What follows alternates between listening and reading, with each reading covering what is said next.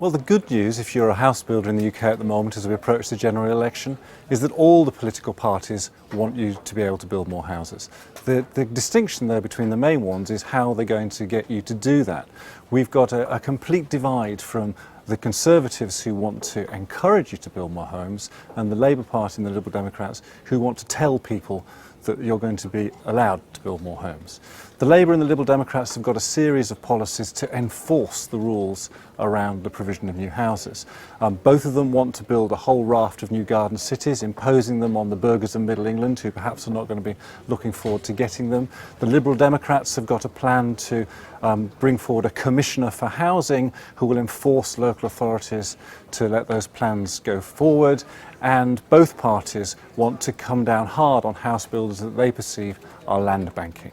On the other side you have the Conservatives. Now the Conservatives are all about encouraging people to build more houses. They've got a proposal that will see first-time buyers under the age of 40 being allowed a 20% discount on new homes, and they've got a rent-to-buy scheme coming forward. So two completely different approaches. The fringe parties as we go into the election are a little bit more extreme on their policies. A UKIP candidate recently said that there is no way that they would concede an inch of British countryside being given over to new housing developments.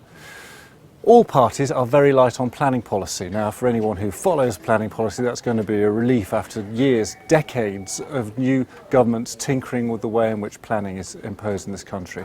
It's a planning light election this year.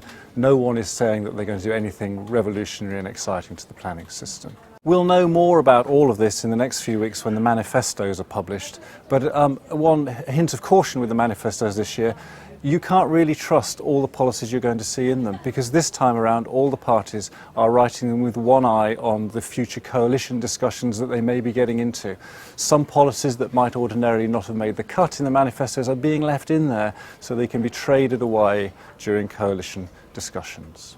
So we have about as much idea of what's actually going to happen with regard to house building now as we have idea about who's going to win the election. It's going to be a fascinating night on May the 7th.